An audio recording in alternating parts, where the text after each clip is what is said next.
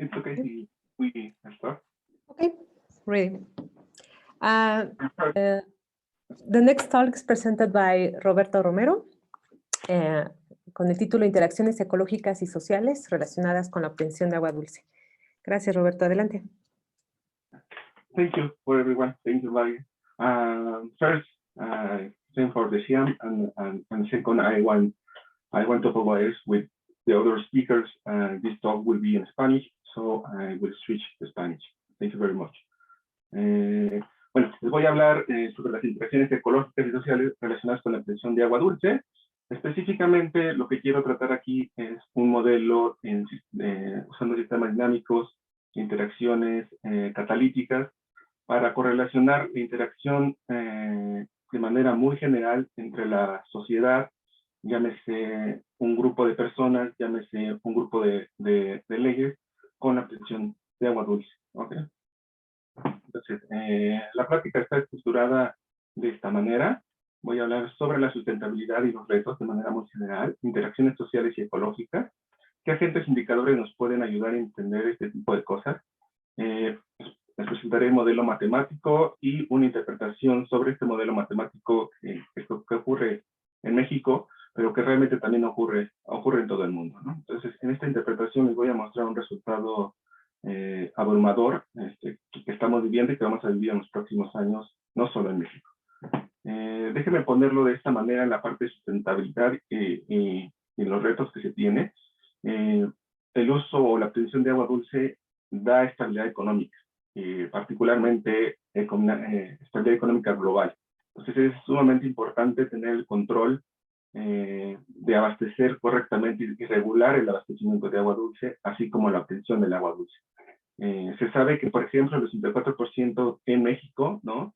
El 84% del territorio de México se encuentra en un grado de sequía realmente alarmante. Hay muchas personas, millones de personas, bueno, de hecho mexicanos, ¿no? Que carecen de agua dulce.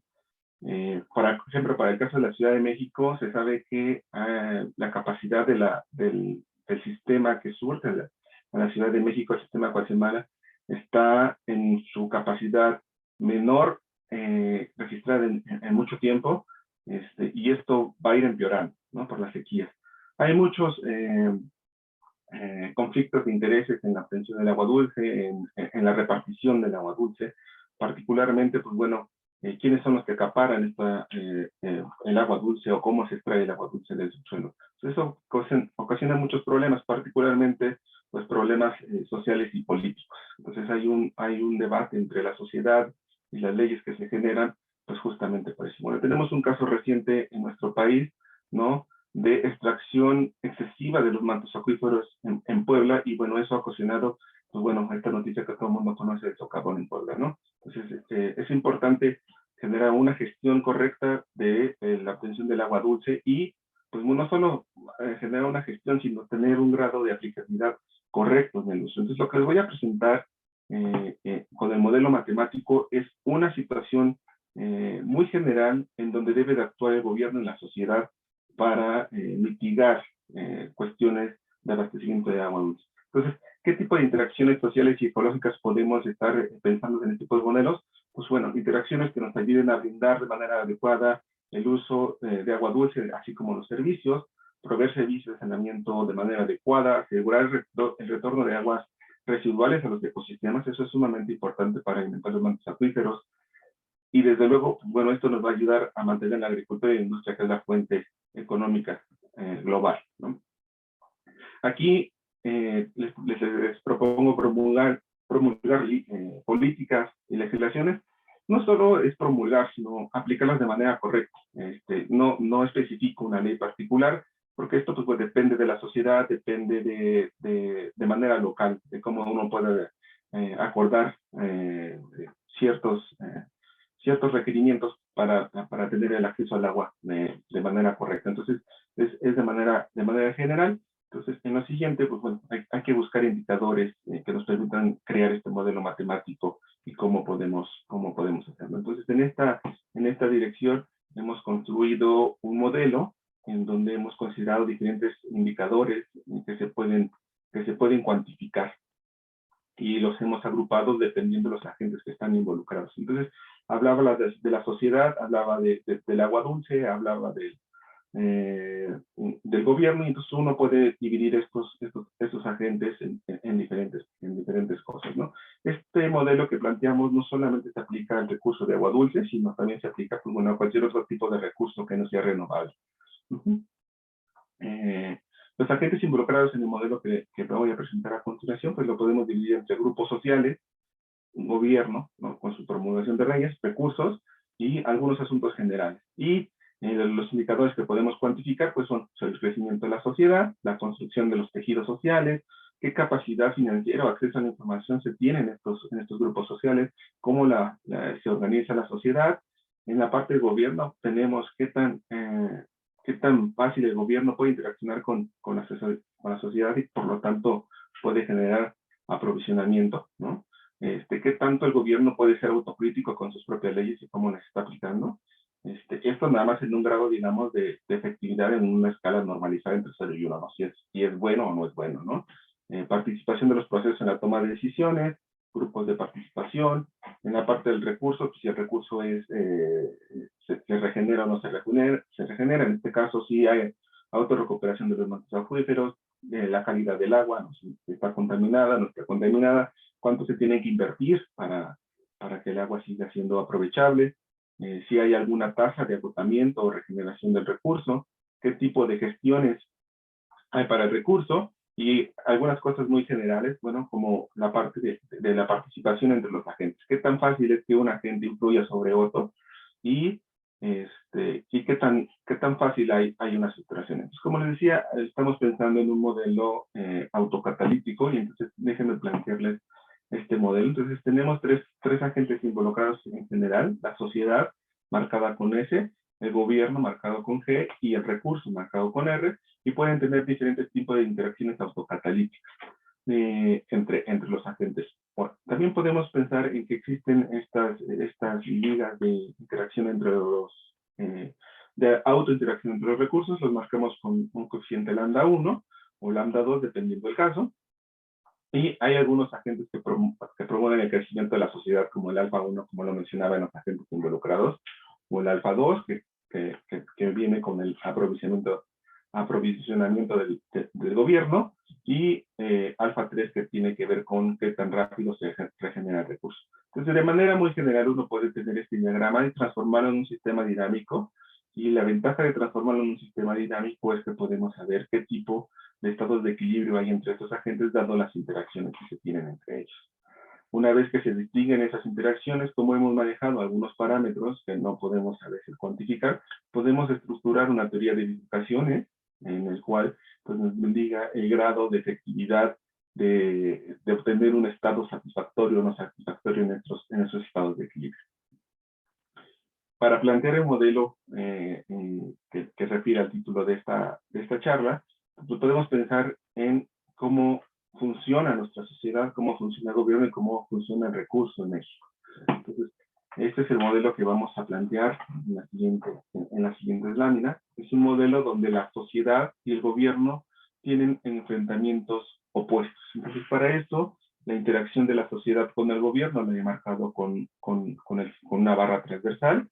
El gobierno hacia la sociedad tiene una interacción también de manera negativa, lo que quiere decir que entre más participación hay en la sociedad, al gobierno le cuesta más trabajo integrarse a la sociedad, y entre más leyes o más participación del gobierno hay, la sociedad se siente frustrada. En términos de la obtención del recurso, la sociedad y el recurso tienen una simbiosis, es decir, la sociedad provee al recurso, es decir, necesita del recurso, y entonces hace todo lo posible para que el recurso permanezca, y entonces el recurso no tiene una forma interactiva, pero si se mantiene el recurso, hace que la sociedad se mantenga un poco más satisfecha. En términos del gobierno y el recurso, vamos a suponer que el gobierno es un poco egoísta, ¿no? Entonces, sí, provee información al recurso, es decir, invierte en infraestructura para obtener el recurso, pero el recurso no beneficia al gobierno. Entonces, aquí lo estoy marcando con una barra transversal. Es decir, el recurso, entre más recurso hay, al gobierno no le permite generar más leyes. Hay algunas autointeracciones que hemos planteado en este tipo de modelos, es decir, que la sociedad se autogenera a sí misma, se organiza a sí misma, el recurso se regenera por algunas circunstancias ecológicas normales, y el gobierno, entre más hay promulgación de leyes, pues tiene autointeracciones de carácter negativo. Entonces, bueno, eso lo vemos muchas veces en nuestro sistema de gobierno. Nuestro sistema dinámico que hemos propuesto, como les decía, es un sistema autocatalítico. Entonces, hemos ido un poquito más allá de establecer un modelo catalítico simple, sino hemos ido hacia la parte de autocatálisis con muchos agentes. Entonces, nuestro sistema de ecuaciones que hemos planteado es de esta manera, donde el primer término tiene que ver con la actividad de la sociedad o del gobierno del recurso de manera opuesta a la evolución que se tiene de la propia sociedad, recurso y gobierno. Y los siguientes dos términos pues tienen que ver con la interacción con los otros agentes, ¿no? Aquí, en estas circunstancias, las funciones H se les llaman las funciones de Hill, y su exponente en estas funciones de Hill son autocatalíticas generalizadas, depende del grado de interacción de los agentes. En este caso, los coeficientes gamma tienen que ver con los niveles de organización y participación.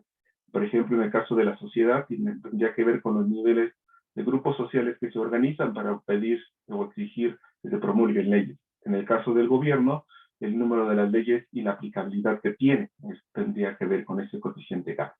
En el caso de los coeficientes nu, tendría que ver con la efectividad con la que se aplican esas leyes a diferentes estados. El último término tiene que ver con este sentido de retroalimentación entre los mismos agentes. Voy a regresar un poco a la lámina anterior. Lo que quiere decir el último agente es qué tan fácil se permite la generación de grupos o se permiten la extracción, digamos, en términos de partidos políticos, la creación de nuevos partidos políticos que promulguen leyes, ¿no? Que a veces pueden ser no eficientes o a veces sí lo son. ¿Okay? En términos de estas regiones autocatalíticas, estas funciones de Hill se pueden ver como en esta gráfica que muestro, donde estamos pensando en las tasas de unión de un sustrato y un agente. Entonces, el exponente gamma de n está representado por estas m, y estas KDN para todos esos agentes en rojo o en verde están determinados por punto 1. Esta constante en los sistemas autocatalíticos son las constantes de saturación de los sistemas. Entonces, bueno, estamos pensando que en términos normalizados hay un cambio en el régimen de pensamiento de la sociedad o de la organización de la sociedad y de la promulgación de las leyes con un punto intermedio, punto 5. ¿Ok? Entonces, dicho eso, podemos pensar en analizar el sistema dinámico y particularmente lo podemos analizar desde el punto de vista del espacio-fase. Entonces, en este espacio-fase existen las heroclíneas y lo que hemos visto en este sistema es que si partimos por pares del sistema, hay interpretaciones diferentes por pares. Entonces, recuerden que tenemos esta interacción sociedad, gobierno y recurso.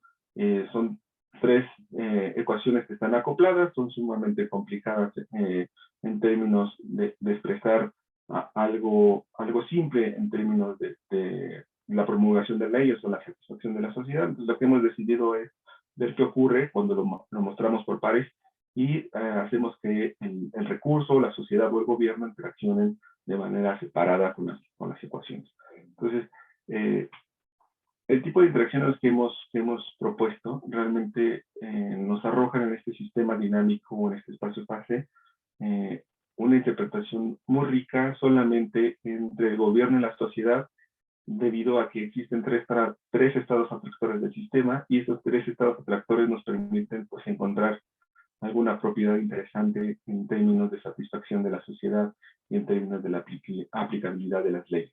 En términos de los otros dos esquemas, del recurso y la sociedad, hay dos puntos críticos que son estos de las intersecciones de la línea roja y verde, que realmente no contribuyen. Muchos sí contribuyen a la interpretación de cómo la sociedad contribuye a la a restablecer el recurso, pero no más allá. Y entonces, bueno, lo que resta de la práctica me voy a enfocar en este esquema de la sociedad y el gobierno.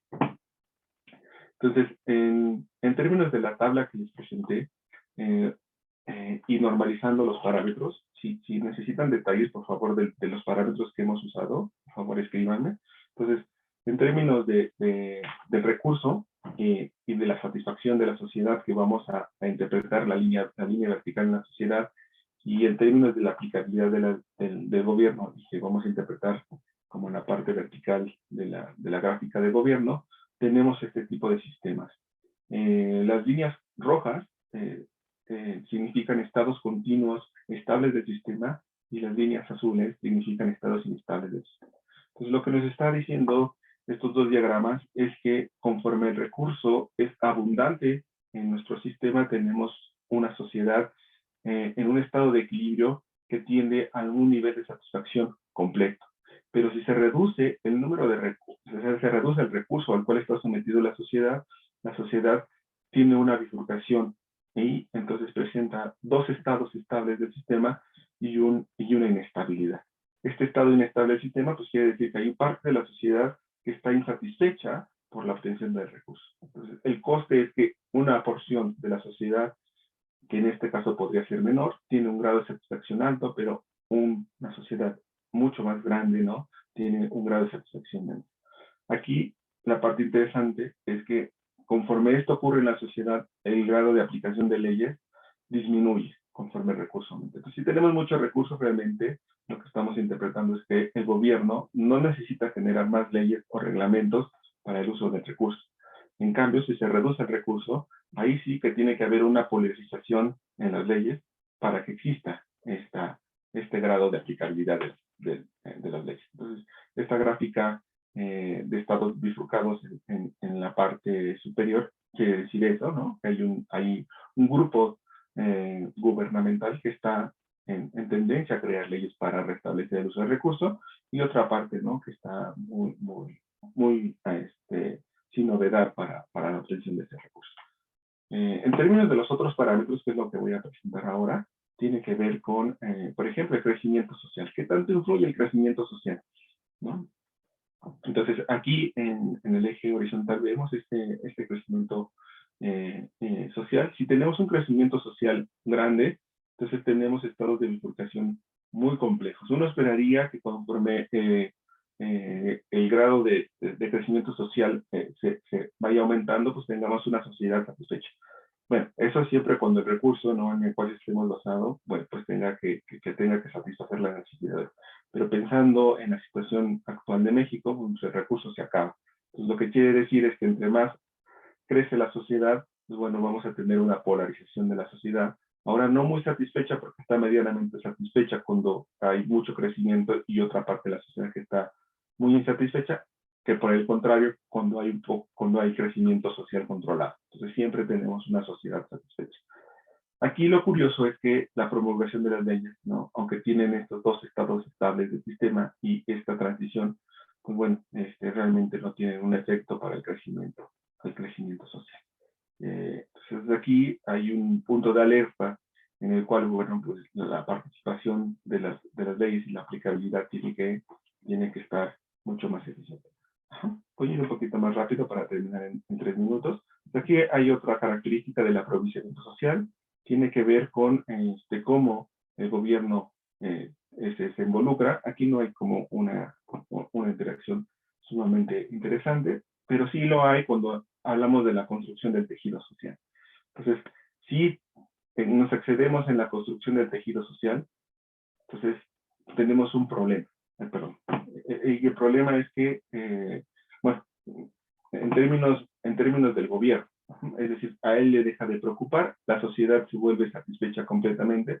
Entonces, lo que necesitamos es hacer una construcción de tejido social adecuada. En la autocrítica del gobierno, pues tenemos situaciones de diagramas de bifurcación como de este estilo, que al final de cuentas nos sugieren hipéresis en el sistema, que nos podrían llevar a estados de satisfacción de la sociedad, estados de insatisfacción de la sociedad, si el gobierno no tiene autocrítica en la formulación de leyes y la aplicabilidad de ellas. Hablamos también, por ejemplo, de grupos sociales, tenemos los mismos resultados que platicaba, por ejemplo, del crecimiento. Hablamos también de normas o legislaciones que se pueden aplicar, y esto pues está determinado por los coeficientes gamma que hablábamos de las ecuaciones de Higgs. ¿Okay? Déjenme ir un poquito más rápido.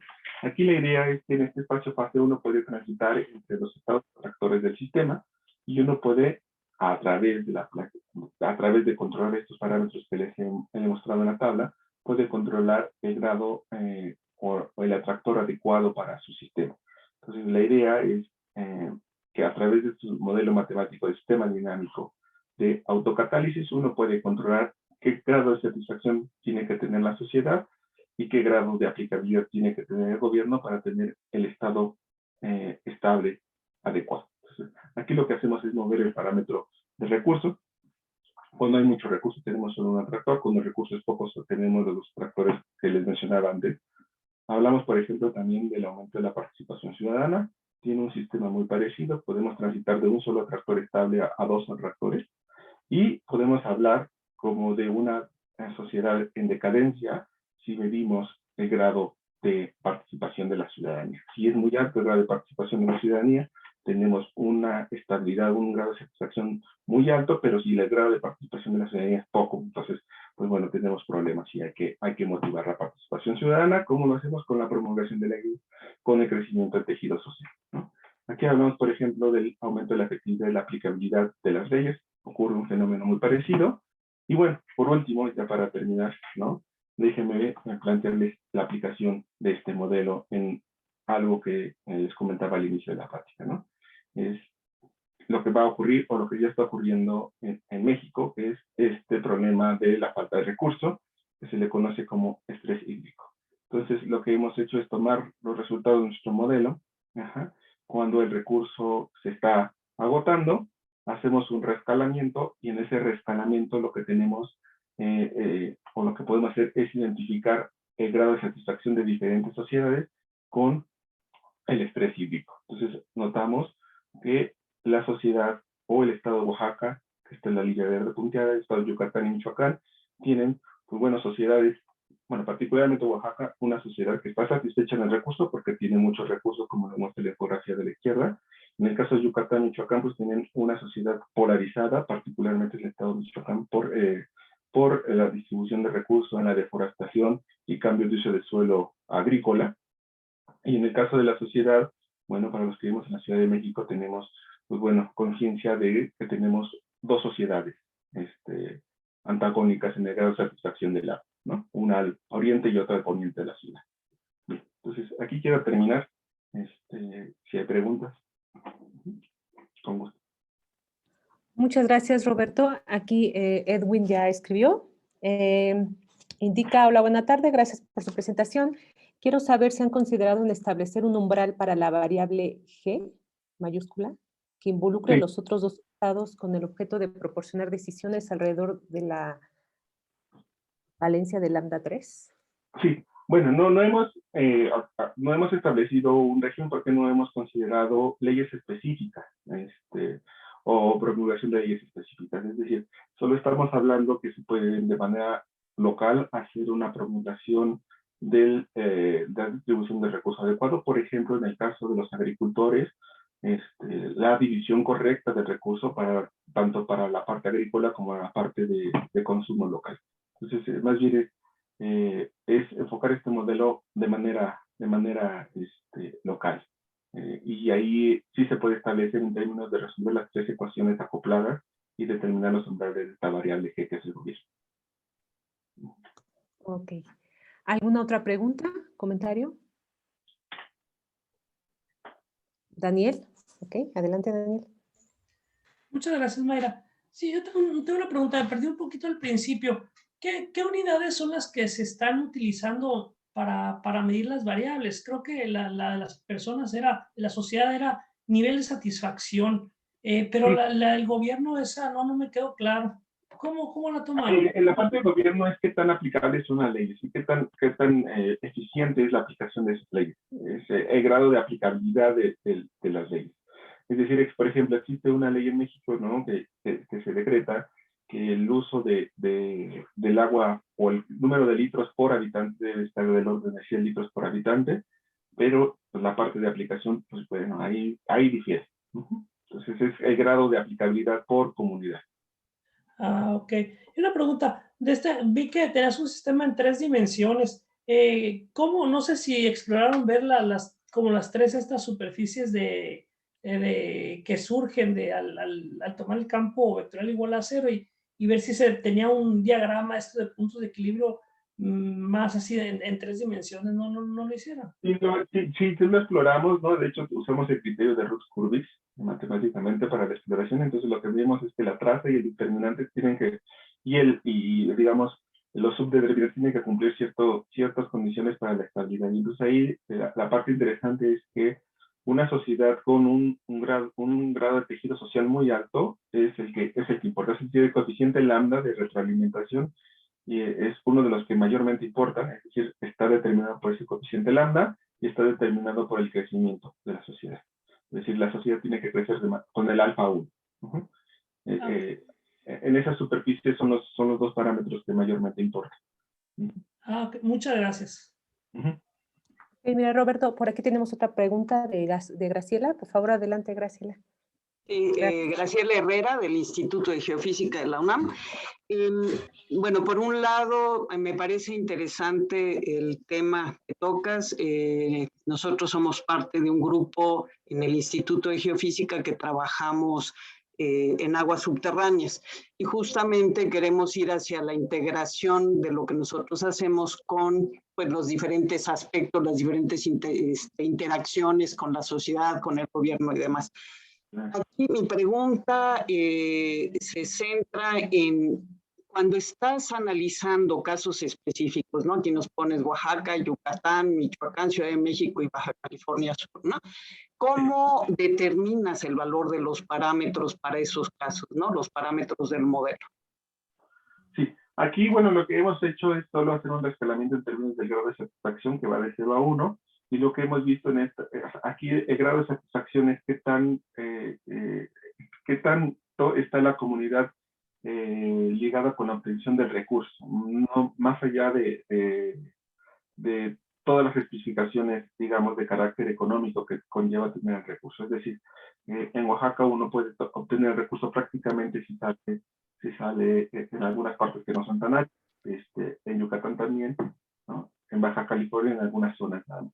Entonces estamos pensando más bien en cómo está la distribución del recurso en términos de infraestructura para tener grados de satisfacción. Es lo que hemos hecho en estos diagramas. Perdón, pero no aplican una encuesta, es algo, digamos, es una valoración personal con base en la información que se tiene. Es una valoración personal, no hay una encuesta, ¿no? Entonces, aquí queda bien, ¿no? Trabajando en una encuesta en Michoacán en ese sentido, ¿no? Estamos visitando comunidades, sobre todo las que tienen cambio de uso de suelo, donde los hectáreos han cambiado el uso de suelo de manera arbitraria, sin consultar a la sociedad. Entonces ahí es donde estamos haciendo ese tipo de encuestas, ¿no?